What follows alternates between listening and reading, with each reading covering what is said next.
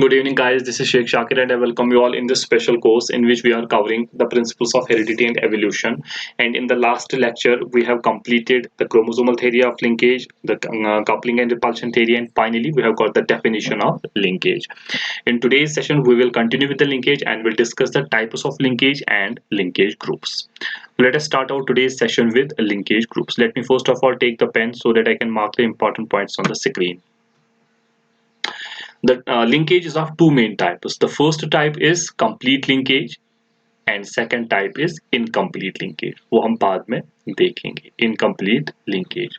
That means linkage is of only two types. First is complete linkage and second is the incomplete linkage. Let us first of all take the complete linkage. What is a complete linkage? So before this, I will briefly revise the definition of linkage. जो हमने linkage में इनकी definition में पढ़ा है. That means when two or more genes are located on the same chromosome. जब दो या दो से ज्यादा जीन्स एक ही क्रोमोसोम पे लोकेटेड हैं and if they have no chance of separation, ठीक है, अगर वो उनका कोई चांस सेपरेशन का कोई चांस नहीं है, दैट मींस क्रॉसिंग ओवर का कोई चांस नहीं है, वो एक साथ ही गैमीट में जाएंगे उस क्रोमोसोम के साथ और वो फिर वो आगे भी ऑफस्प्रिंग्स में एक साथ ही जाएंगे. उनका एक ही दुश्मन है अलग होने का, दैट इज क्रॉसिंग ओवर. अगर क्रॉसिंग ओवर नहीं होता है, वो दो जीन जो एक ही क्रोमोसोम पे वो एक साथ ही जाएंगे गैमीट्स और ऑफस्प्रिंग्स में. फॉर एग्जांपल यहाँ पर मैं समझाऊंगा फिर से डेफिनेशन थोड़ा बहुत. अगर ये एक क्रोमोसोम है, इस पे जीन ए है और जीन बी है और जीन सी है. फॉर एग्जांपल इसका होमोलॉगी भी होगा, डिपेंड करता है ये होमोजाइगस है हेटेरोजाइगस. हम होमोजाइगस बना लेंगे. ये होमोजाइगस पेरेंट है, इस पे भी यही इन तीन जीन्स के एलील्स हैं. ठीक, जब गैमीट्स बनेंगे तब क्या हो जाएगा? मियोसिस, रिडक्शन और डिवीजन. कितने गैमीट्स बनेंगे? दो गैमीट्स बनेंगे. एक में जाएगा एक क्रोमोसोम इन्हीं में से, दूसरे में जाएगा दूसरा क्रोमोसोम, लेकिन वो एक साथ ही जाएगा. उस पे जो जीन्स होंगी वो एक साथ ही चली जाएंगी. ठीक है, इसी तरह इस पे जो जीन्स होंगी वो भी एक साथ ही चली जाएंगी उसके साथ. ठीक है, इन जीन्स को कहते हैं हम जो एक ही क्रोमोसोम पे लोकेटेड है, इन तीन जीन्स को कहते हैं एबीसी को लिंकर जीन्स. इनको हम कहेंगे linker genes. And they are linked, they have no chances of separation. If there is no crossing over, they will get inherited together in the gametes and in the offsprings. So we call that process of inheritance of linked genes linkage. उसको हम कहते हैं linkage. I hope कि linkage की definition आपको समझ में आ गई है.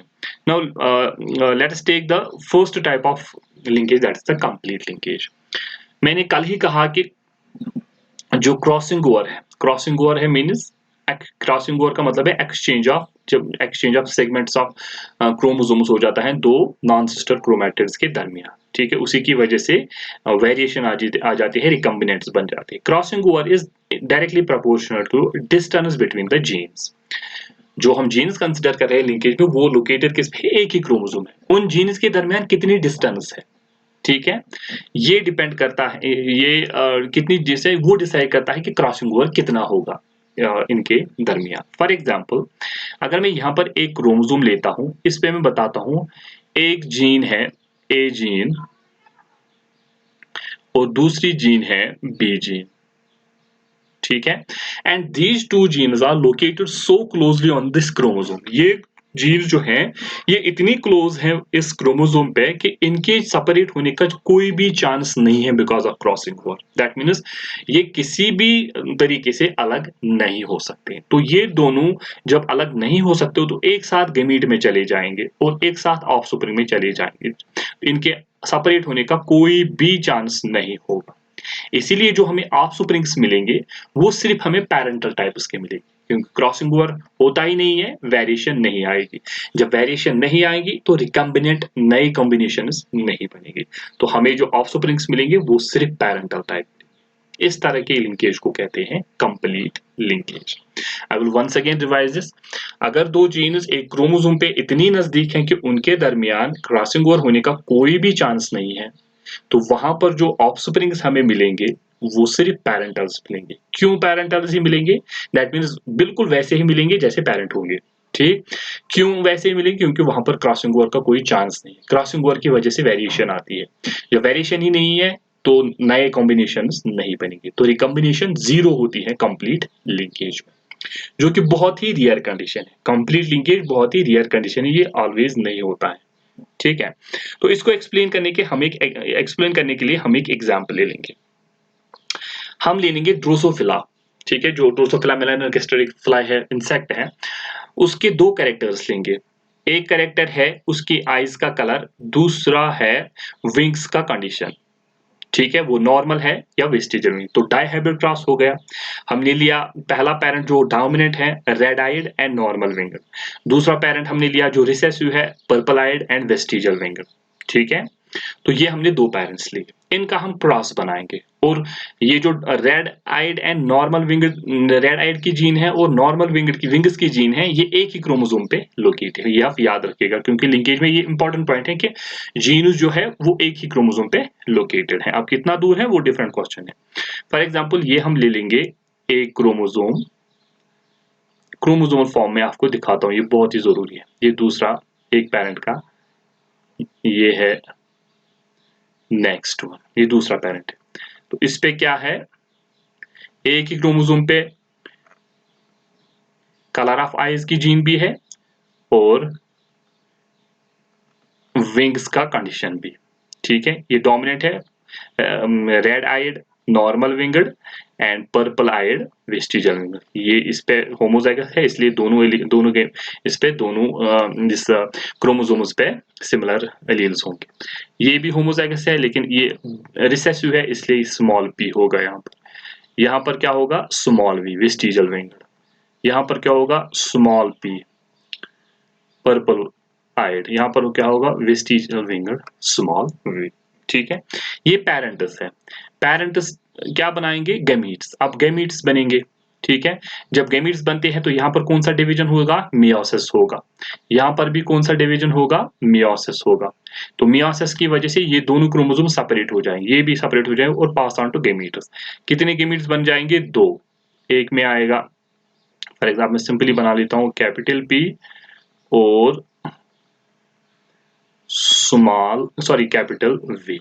दूसरे में भी यही आएगा, वो सिमिलर ही होंगे, इसलिए मैं एक ही बना लेता हूँ। यहाँ पर भी बनेगा क्रोमोसोम में, लेकिन उसमें दोनों आएंगे recessive alleles, small P and small V. ठीक है, purple eyed and vestigial wing. जब ये फ्यूज हो जाएंगे, जब फर्टिलाइजेशन हो जाएगी, पहला इंडिविजुअल हमें निकल आएगा। एक क्रोमोसोम एक पेरेंट से मिलेगा उसको, दूसरा क्रोमोसोम दूसरे पेरेंट से मिलेगा उसको, इस तरह से। तो इसमें क्या था, इस वाले पेरेंट का dominant capital P capital V, red eyed normal. इसमें क्या था, small P and small V, that means purple eyed vestigial wing. तो इसका क्या कंडीशन होगा, इसमें तो सारे हैं, ये इसका फिनोटाइप होगा जो डोमिनेट फिनोटाइप। डोमिनेट फिनोटाइप कौन सा है, रेड एंड नॉर्मल विंग्ड। ये हमने पढ़ लिया है कि डोमिनेंस का ये F1 इंडिविजुअल्स है। तो F1 इंडिविजुअल्स को हम टेस्ट क्रॉस करवाएंगे। टेस्ट क्रॉस क्या होता है, जब हम F1 इंडिविजुअल्स को क्रॉस करवाते हैं किसके साथ, रिसेसिव पेरेंट के साथ। यहाँ पर रिसेसिव पेरेंट कौन है, ये रिसेसिव पेरेंट है, यहाँ पर डबल रिसेसिव पेरेंट, इसको हम क्रॉस करवाएंगे। तो जब ये पेरेंट बनेगा तो वहां पर एक ही गैमीट बनेगा। जब इसमें देखेंगे हम, इसमें कितने गैमीट्स बनेंगे, ये एक होगा, लेकिन बताऊंगा क्या होगा कॉम्बिनेशन इसमें जीन्स का, ये दूसरा होगा। ठीक है, इसमें आएगा कैपिटल पी कैपिटल वी, इस वाले में आएगा स्मॉल पी स्मॉल वी। दो ही गैमीट्स बनेंगे। लेकिन जब आपने वहां पर देखा था, क्या नाम है इसका, जब जीन सेपरेट हो जाते हैं, जब हमने प्लांट हाइट का देखा था, यहाँ पर ये कॉम्बिनेशन नहीं बन सकती, capital P small V combination. For example ये capital P small P combination नहीं बन सकते, क्योंकि ये दो जीन्स है ना, ये लिंक्ड जीन्स है और ये क्रॉसिंग ओवर नहीं होता है यहाँ पर। अगर क्रॉसिंग ओवर हो जाता तो कैपिटल पी स्मॉल पी एक कॉम्बिनेशन बन जाता, या capital P small V capital P, ये कॉम्बिनेशन बन जाते। लेकिन यहाँ पर क्रॉसिंग ओवर नहीं होता है, इसलिए कोई भी कॉम्बिनेशन नहीं बनेगी, सिर्फ दो ही गैमेट्स बनेगी यहाँ पर, एक कैपिटल वी स्मॉल पी। तो जब इनको हम क्रॉस करवाएंगे इसके साथ, रिसेसिव पेरेंट के गैमीट के साथ, तो वहां क्या बनेगा, हमें दो इंडिविजुअल्स निकलेंगे वहां पर, एक कैपिटल वी स्मॉल पी। तो इसका ये हाइब्रिड है, इसका फिनोटाइप क्या होगा, बिल्कुल इस वाले पेरेंट्स का, ये पेरेंटल होगा। ठीक है, ये हमारे पास थी। ये दूसरा जो निकलेगा यहाँ से, उसमें ये वाला फिनोटाइप होगा, दैट मीन्स ये भी पैरेंटल टाइप होगा। तो जो हमें 2 इंडिविजुअल्स निकले इस जनरेशन में, वो सारे पैरेंटल से, न्यू कॉम्बिनेशन कोई नहीं थी। न्यू कॉम्बिनेशन क्यों नहीं निकली वहां पर? क्योंकि क्रॉसिंग ओवर बिल्कुल भी नहीं हुआ, 0 क्रॉसिंग ओवर था। क्योंकि ये जो जीन थी, दे shows complete linkage, they do not separate at all, there is no chance of separation of these gametes। तो इस तरह के लिंकेज को हम कहते हैं complete linkage, when there is no chance of zero chance of separation of gametes। But ये rare case है, ये ऐसा नहीं होता है ऑलवेज। दूसरा जो टाइप है इसका, इनकम्प्लीट लिंकेज। मैंने पहले ही दिन कहा है आपको कि क्रॉसिंग ओवर, जब डेफिनेशन पढ़ा है हमने, is directly proportional to distance between the genes. जितना ज्यादा डिस्टेंस होगा जीन्स के दरमियान क्रोमोसोम पे, उतना ज्यादा क्रॉसिंग होगा। जितना कम डिस्टेंस होगा उतना कम क्रॉसिंग होगा। फॉर एग्जाम्पल हम कंसिडर करेंगे, यहां पर ये है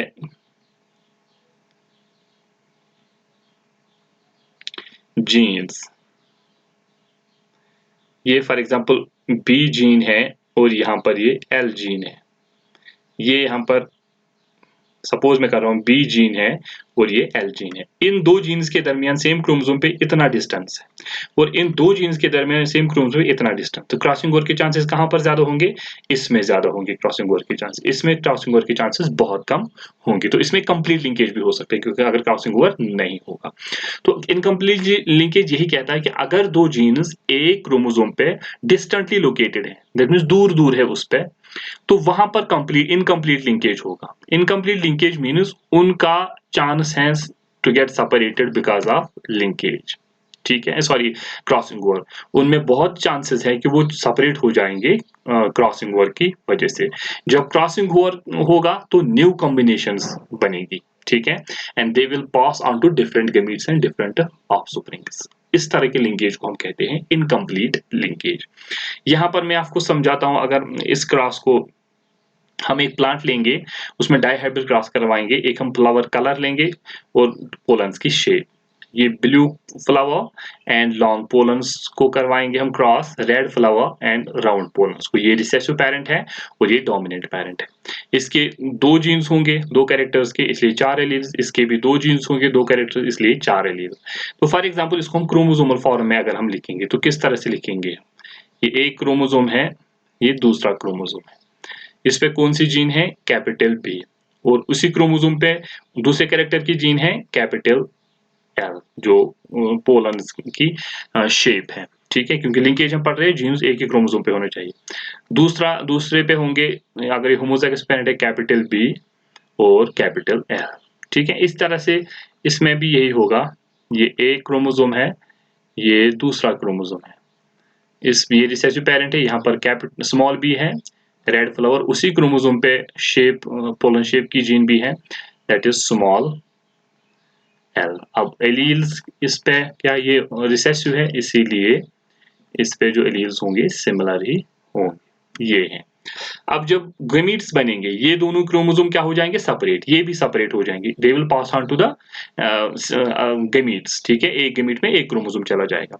तो ये दोनों सिमिलर है, इसलिए गैमीट्स दो बनेंगे लेकिन सिमिलर ही बनेंगे। तो क्या होगा उसमें ये वाला होगा combination, B L, capital B and capital L, ठीक है, ये गैमीट बनेगा यहाँ पर, एक गैमीट। इसी तरह इसमें भी बनेगा, सेपरेट होने के बाद दो गैमीट्स बनेंगे, लेकिन वो सिमिलर ही होंगे क्योंकि ये होमोजाइगस पेरेंट्स है। तो ये दूसरा है, इस पे एल होगा, स्मॉल बी स्मॉल, ये दूसरा गैमीट बनेगा। जब ये फ्यूज हो जाएंगे ये दो gametes, for example sperm and eggs, तो पहला इंडिविजुअल F1 इंडिविजुअल निकल आएगा, जिसका कॉम्बिनेशन क्या होगा? एक क्रोमोसोम पे उसका होगा कैपिटल बी, जो एक पेरेंट से मिलेगा उसको, उसी क्रोमोसोम पे कैपिटल एल, जो दूसरा क्रोमोसोम दूसरे पेरेंट से मिलेगा, उस पे small B and small L, that means ये हाइब्रिड बन गए। इसमें कौन सा जीनोटाइप आएगा, फिनोटाइप आएगा? Of this parent, dominant, because of dominance, that means ये सारे क्या होंगे? Blue flowered and long wings, but hybrids. अब हम टेस्ट क्रॉस करवाएंगे, जो हम करवाते हैं। टेस्ट क्रॉस का मतलब है जब हम F1 इंडिविजुअल्स को क्रॉस करवाएंगे रिसेसिव पेरेंट के साथ। यहाँ पर रिसेसिव पेरेंट कौन सा था? BBLL, दैट मींस एक तो था red flower, blue flower and round pollens, ठीक है। तो इसमें ये है, ये F1 इंडिविजुअल, सॉरी F1, अगर हम गैमीट क्रोमोसोम फॉर्म में दिखाएंगे तो क्रोमोसोम फॉर्म में इस तरह से इसको दिखाएंगे, क्योंकि यहाँ पर क्रोमोसोम फॉर्म आपको समझना बहुत ही जरूरी है। जीन्स हम कंसिडर कर रहे हैं एक ही क्रोमोसोम पे लोकेटेड है, क्या फ्लावर कलर की जीन भी और पोलन शेप की जीन भी। ये हाइब्रिड था इसलिए यहाँ पर रिसेसिव अलील्स होंगे। तो यहाँ पर कितने होंगे, दोनों पे सिमिलर ही होंगे क्योंकि होमोजाइगस से टेस्ट क्रॉस करवा रहे हैं हम। तो यहाँ पर L होगा, अगेन B एंड L होगा, ठीक है। तो अगर यहाँ पर फॉर एग्जांपल यहाँ पर कंप्लीट लिंकेज होता, अगर यहाँ पर कंप्लीट लिंकेज हो, यहाँ पर आपको क्लियर हो जाएगा कंप्लीट और इनकम्प्लीट क्या होता है। अगर यहाँ पर कंप्लीट लिंकेज होता तो ये यहाँ पर कितने ये गैमीट्स बनते, सिर्फ दो। एक तो एक था, एक में एक चला जाता और उसमें क्या आता कॉम्बिनेशन, कैपिटल B और कैपिटल L, और दूसरे में क्या चला जाता, ये वाला क्रोमोसोम, उसमें क्या कॉम्बिनेशन आता, स्मॉल b और स्मॉल l। लेकिन अगर क्या होता complete linkage, that means crossing over नहीं होता। लेकिन ये इनकम्प्लीट लिंकेज है, ये नहीं हो सकता है, यहाँ पर क्रॉसिंग ओवर होगा। यहाँ पर अगर क्रॉसिंग ओवर होगा, फॉर एग्जांपल अगर क्रॉसिंग ओवर यहाँ पे हो जाता है, ये स्मॉल l यहाँ से निकल के यहाँ पे आ जाएगा, यहाँ पर बन जाएगा स्मॉल l, यहाँ पर बन जाएगा कैपिटल L। तो इस वजह से डिफरेंट कॉम्बिनेशन ऑफ गैमीट्स बन जाए। क्या गैमीट्स बनेंगे, एक बनेगा कैपिटल B स्मॉल l, ठीक है, ये है, और कैपिटल B कैपिटल L ये भी है, ठीक है। दूसरा है small b small l, small b capital L, small b small l। तो चार गैमीट्स बन गए, किसकी वजह से, एक जीन के रीअरेंजमेंट होने की वजह से, ठीक है। तो चार गैमीट्स जब बन गए, यहाँ पर एक ही गैमीट बनेगा वो हमें पता ही है। तो जब हम इनको क्रॉस करवाते हैं वहां पर हमें निकलता है प्रोजीनी, एक तो capital B small b capital L small, ये ब्लू लॉन्ग था, ठीक है, ये समझ आ गया हमें। दूसरा था capital small b small l, ये भी था हमारे पास red eyed and round wing, red and round pollens, ये भी था पेरेंट, रिसेसिव पेरेंट था, ये भी हमने देख लिया। लेकिन ये नहीं था हमारे पास ब्लू एंड राउंड, ये नहीं था हमारे पास। ब्लू एंड लॉन्ग था हमारा, राउंड एंड लॉन्ग ये नहीं था हमारे पास, round and red and round था, यहाँ रेड एंड लॉन्ग निकल गया। ये क्या है, न्यू कॉम्बिनेशंस, ठीक है, इनको हम कहते हैं रिकॉम्बिनेंट्स। ये रिकॉम्बिनेंट्स किसकी वजह से मिल गए, बिकॉज ऑफ क्रॉसिंग ओवर, ठीक है। तो अगर दो जीन्स एक ही क्रोमोसोम पे लोकेटेड है, उनके दरमियान क्रॉसिंग ओवर होता है, तो उसकी वजह से वहां पर नई कॉम्बिनेशंस निकलती हैं। तो that is why we say that these two genes are show incomplete linkage because they separate because of crossing over, which results in the formation of new combinations like this and this, ठीक है। अब कितने recombinants निकल सकते हैं, ठीक है। For example अगर एक यहाँ पर जो प्रोजीनी, अगर इसमें फॉर एग्जांपल हम कंसीडर करते हैं 10 इंडिविजुअल्स निकले, तो 10 में से मैक्सिमम 5 रिकॉम्बिनेंट्स निकल सकते हैं। That means recombination frequency maximum कितनी हो सकती है, या तो 50% हो सकती है, 50% या 50% से कम, 50% से ज्यादा कभी नहीं हो सकती है। ये आपको याद रखना है यहाँ पर। This is usually asked in NEET exams की कितनी रिकॉम्बिनेशन फ्रीक्वेंसी मैक्सिमम हो सकती है। दैट मींस रिकॉम्बिनेंट्स कितने बन सकते हैं एक प्रोजीनी में, मैक्सिमम बन सकते हैं 50% और या 50% से कम बन सकते हैं, लेकिन 50% से ज्यादा कभी नहीं बन सकते, ये आपको याद रखना है। अगर आपको मैं कह रहा हूं कि एक क्रॉस मैंने बनाया, वहां पर 100 इंडिविजुअल्स निकल गए, ठीक है, और 100 इंडिविजुअल्स में से रिकॉम्बिनेंट जो नए कॉम्बिनेंट्स थे वो 10 थे। आप मुझे बताओ रिकॉम्बिनेशन फ्रीक्वेंसी कितनी है, तो वो कैसे निकालोगे आप, उसके लिए रिकॉम्बिनेशन फ्रीक्वेंसी को निकालने के लिए हमारे पास एक फॉर्मूला होता है।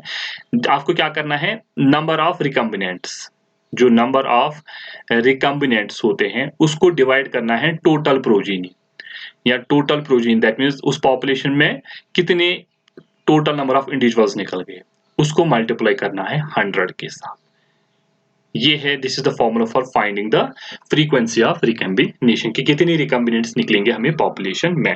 और ये जो रिकॉम्बिनेशन फ्रीक्वेंसी है ये हमें कहां पर काम आती है, to find the distance between the two genes and to find the order of the genes on a chromosome, ठीक है।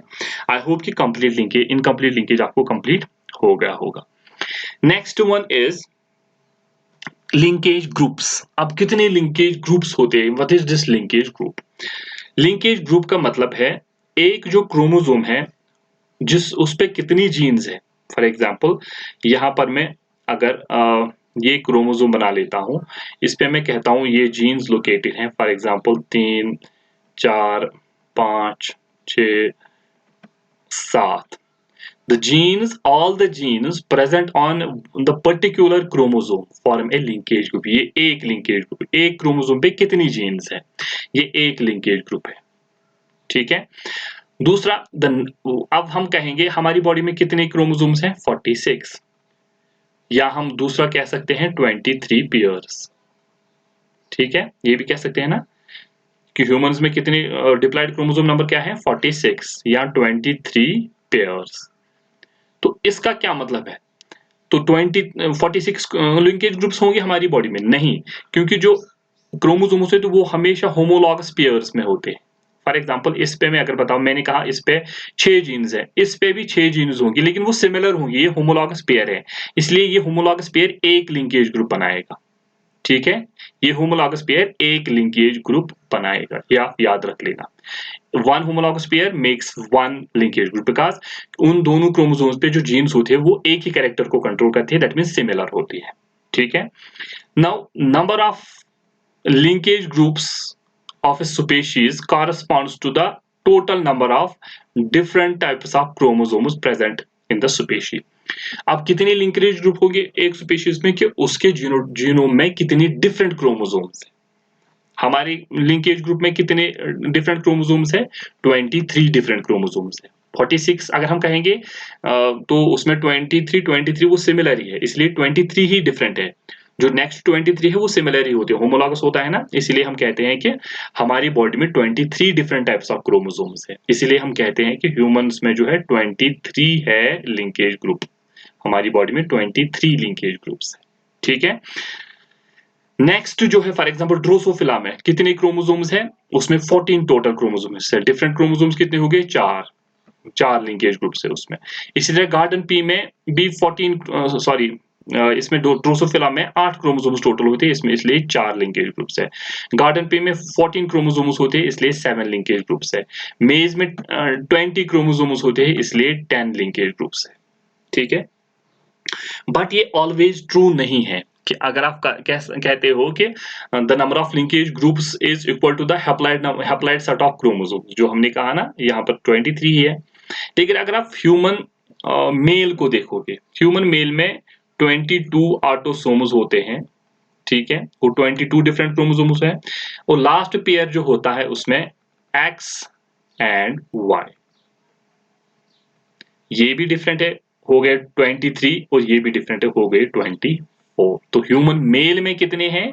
24 लिंकेज ग्रुप्स। मैंने पहले ही कहा, क्योंकि आप अपनी बुक्स पे देखोगे वहां पर डायरेक्टली लिखा होगा कि number of linkage groups is equal to haploid set of chromosomes. अगर किसी में टोटल 10 क्रोमोसोम्स है उसमें 5 लिंकेज ग्रुप्स हो गए। अगर किसी में 14 क्रोमोसोम्स है उसमें 7 लिंकेज ग्रुप्स होते हैं। अगर किसी में 8 क्रोमोसोम्स है तो उसमें 4 लिंकेज ग्रुप्स होते हैं। तो ऐसा ऑलवेज ट्रू नहीं है। आपको डेफिनेशन जो याद रखनी है लिंकेज ग्रुप से, वो है number of linkage groups of a species corresponds to total number of different chromosome. Different chromosomes कितने हैं? तो ह्यूमन मेल में वाई तो डिफरेंट है ना, ठीक है, इसीलिए हम कहते हैं उसमें 24 लिंकेज ग्रुप्स है। लेकिन ह्यूमन फीमेल में अगर देखोगे आप, उसमें 2 एक्स क्रोमोसोम वो सिमिलर ही है, इसलिए उसमें कितने लिंकेज ग्रुप आएंगे? सिर्फ 23। आई होप कि आपको समझ में आ गए। This is the important difference that you have to understand, क्योंकि आपकी बुक्स पे डायरेक्टली लिखा होगा the number of linkage groups is equal to the haploid set of chromosome. This is not always true, जैसे आपने देखा है। Now the factors affecting the linkage. अब कौन से फैक्टर्स डिटरमाइन करता है कि कितना लिंकेज होगा? सबसे पहला है रेडिएशंस। जैसे कि रेडिएशन मतलब एक्सरेज। अगर एक्सरेज के एक एनवायरनमेंट में कोई रहता है, X rays increase the frequency of crossing over. तो जब फ्रीक्वेंसी ऑफ क्रॉसिंग ओवर ज्यादा हो जाएगा, लिंकेज कम हो जाएगा। जब लिंकेज कम हो जाएगा, वेरिएशन ज्यादा हो जाएगा। ठीक है, this is the first. Second is temperature. with the increase in temperature, the frequency of crossing over increases। Temperature के इंक्रीज होने से frequency of crossing over again increase. जब frequency of crossing over increase हो जाएगी तब क्या हो जाएगा, लिंकेज कम हो जाएगा, तो वेरिएशन ज्यादा आएगी। Next is sex. सेक्स भी कहीं कहीं डिटरमाइन करके मेल्स में जो फीमेल्स है वहां पर क्रॉसिंग ओवर ज्यादा होता है और मेल्स में क्रॉसिंग ओवर नेचुरली कम होता है, जैसे कि ड्रोसोफिला में हमने देखा था, वहां पर फीमेल्स में ज्यादा वेरिएशन होगी, मेल्स में वेरिएशन कम होगा। ठीक है, तो 3 factors affect the linkage. First is radiation, increase the frequency of crossing over, so in reduce linkage. Temperature, increase in temperature increases crossing over frequency, so decreases linkage. And in females, the crossing over chances of more than in males. तो males में linkage, females में linkage कम होगा, males में linkage ज्यादा होगा। अब ये आपको क्लियर हो गया है। Now the significance of linkage. What is the significance of linkage? इससे क्या होता है? सिंपल है, अगर दो जीन्स हैं वो एक ही क्रोमोसोम पे प्रेजेंट है, फॉर एग्जांपल ये क्रोमोसोम है, इस पे जो जीन्स है वो एक ही क्रोमोसोम पे प्रेजेंट है, वो एक साथ ही जाएंगी, अगर उनमें क्रॉसिंग ओवर ज्यादा नहीं होता है तो नई जो वेरिएशंस है वो नहीं आएंगी, तो पैरेंटल जो होंगे वो क्या हो जाएंगे, it will help in keeping parentals racial and specific traits together. Traits में वेरिएशन नहीं आएगा। दूसरा है जो वेरिएबल ट्रेट्स होंगे वो प्रिजर्व रहेंगे, क्योंकि जब वेरिएशन नहीं आएगी उनमें कोई चांस ऑफ वेरिएशन नहीं होगा, तो जो हम कैरेक्टर्स चाहते हैं इंडिविजुअल में रखना वो हमेशा इंटैक्ट रहेंगे बिकॉज ऑफ लिंकेज। लेकिन अगर क्रॉसिंग ओवर होता है तो इंटैक्ट नहीं रहेंगे। उसके बाद हम बनाते हैं linkage map. What is a linkage map? Linkage map का मतलब है, ये अगर एक क्रोमोसोम है, इस पे जीन ए है, जीन बी है और जीन सी है, ये मैंने एक अरेंजमेंट बना लिया जीन्स का, और जीन ए और बी के दरमियान फॉर एग्जांपल कितनी डिस्टेंस है, 10 सेंटीमॉर्गन, वो हमें बता दो अभी वो क्या होता है सेंटीमॉर्गन, और इन दो के दरमियान जो डिस्टेंस है फॉर एग्जांपल वो भी 10 सेंटीमॉर्गन है। दैट मीन्स लिंकेज मैप में क्या दिखाते हैं हम कि what is the arrangement of genes on a chromosome, is it A B C R B C A R C B A, क्या है ये, and what is the relative distance between the genes के दरमियान एक chromosome पे distance कितनी है, ये जिस मैप में हम दिखाते हैं उसको हम कहते हैं लिंकेज मैप। ठीक है, लिंकेज मैप। ठीक, एंड ये फर्स्ट लिंकेज मैप जो बनाया था, it was prepared by Alfred Sturtevant 1911 में ड्रोसोफिला के लिए उसने बनाया था, और 2 क्रोमोसोम्स ऑफ ड्रोसोफिला उसने बनाया था, कि उसमें उसने बताया था इन क्रोमोसोम्स पे जो जीन्स लोकेटेड है उनके दरमियान कितनी डिस्टेंस है और उन जीन्स का ऑर्डर क्या है, उस पे किस ऑर्डर में वो अरेंज है लीनियरली ऑन द क्रोमोसोम। तो 2 चीजें हमें पता चलेगी लिंकेज मैप से। First is you will be able to know this determination gene order, what is the order of genes on the chromosome. Second, you will be able to know the distance between the genes, जो बहुत ही important है। I hope कि ये clear हो गया। Now मैं अभी कह रहा हूँ कि जीन्स के दरमियान की डिस्टेंस, हर किसी चीज को मेजर करने के लिए एक यूनिट होता है, लेंथ को सेंटीमीटर होता है, टाइम को सेकंड्स आवर्स होते हैं, मिनट्स होते हैं। ठीक है, तो हर किसी चीज को, टेम्परेचर को केल्विन होता है, डिग्री सेल्सियस होता है। ठीक है, तो इसी तरह इस जो जीन्स के दरमियान जो डिस्टेंस है इसको हम किस यूनिट में मेजर करते हैं, सेंटीमीटर किलोमीटर में नहीं करते हम इसको। ठीक है, तो फॉर एग्जांपल ये 2 जीन्स है ए एंड बी, इनके दरमियान इतनी डिस्टेंस है, इसको हम किस यूनिट में मेजर करेंगे? इसका जो यूनिट है बायोलॉजी में इसको हम कहते हैं map unit. Map unit are centimorgan. तो the unit that is used to measure the distance between the genes on a chromosome, that is called map unit or centimorgan। ठीक है, एक मैप यूनिट किसके बराबर होता है? वन मैप यूनिट किसके बराबर होता है? That means 1 सेंटीमॉर्गन। जितना 1 मैप यूनिट होता है उतना 1 सेंटीमॉर्गन भी होता है। तो फिर 1 सेंटीमॉर्गन किसके बराबर होता है? वो 1% रिकम्बिनेशन होता है। अगर 1% रिकम्बिनेंट है एक पॉपुलेशन में, तो हम कह सकते हैं कि उन 2 जीन्स के दरमियान जो डिस्टेंस है वो 1 मैप यूनिट है। ठीक है, या हम इस तरह से भी कह सकते हैं कि अगर फॉर एक पॉपुलेशन, एक प्रोजेनी है 10 इंडिविजुअल्स की, 10 में से एक इंडिविजुअल रिकम्बिनेंट है, नई कॉम्बिनेशन है, तो उन 2 जीन्स के दरमियान जो डिस्टेंस है वो 1 मैप यूनिट होगी, क्योंकि 1% रिकम्बिनेशन है। ठीक है, आई होप कि आपको क्लियर हो गया होगा। नेक्स्ट हम इसको करने के लिए हम यहाँ पर एक सॉल्व करेंगे न्यूमेरिकल, जिससे आपको ये समझ में आ जाएगा कि ऑर्डर ऑफ जीन्स किस तरह से करते हैं और डिस्टेंस बिटवीन द जीनस किस तरह से कैलकुलेट करते हैं। ठीक है, तो यहाँ पर हम करेंगे। क्वेश्चन क्या कह रहा है, suppose two genes A and B are located on the same chromosome. हम लिंकेज पढ़ रहे हैं तो सेम क्रोमोसोम पे होंगे ऑब्वियसली।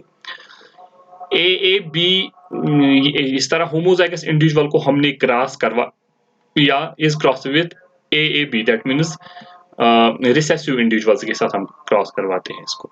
तो जो हमें F1 इंडिविजुअल्स निकल गए वो ए हाइब्रिड है, a capital A capital B small B hybrid है।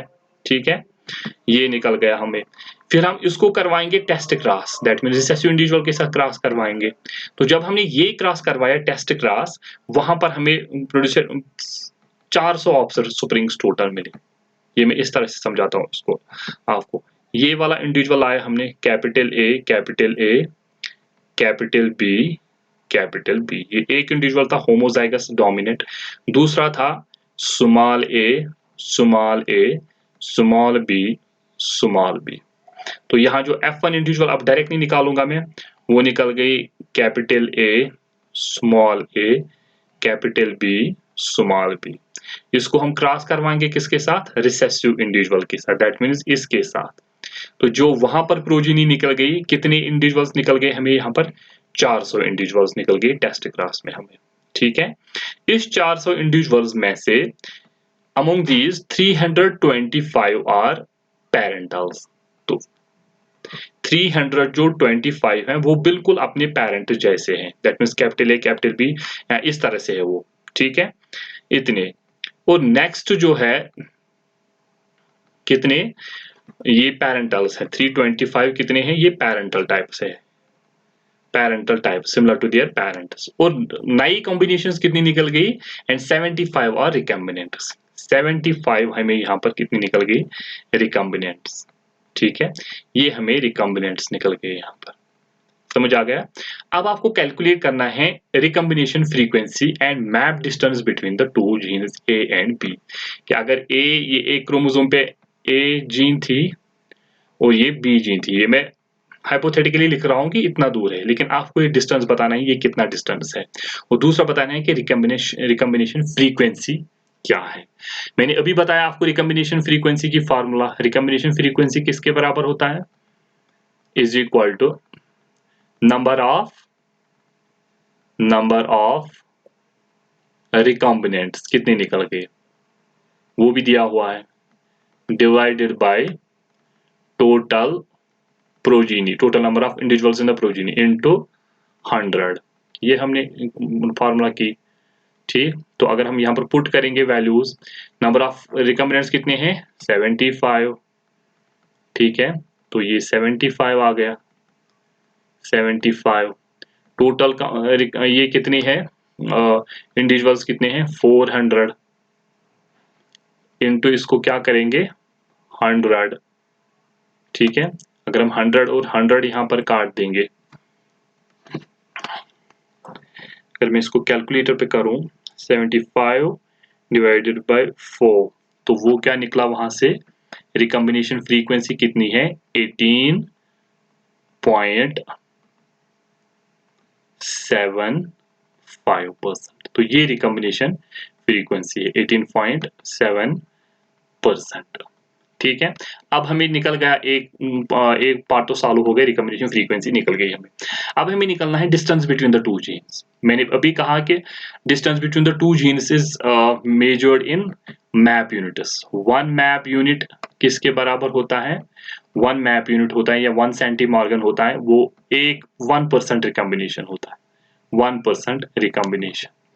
तो यहाँ पर कितनी परसेंट रिकम्बिनेशन होती है 18.75%। तो distance between two genes A and B कितना होगा, वो 18.75 मैप यूनिट्स, या आप इसको कह सकते हैं सेंटीमॉर्गन। आई होप कि क्लियर हो गया आपको ये वाला।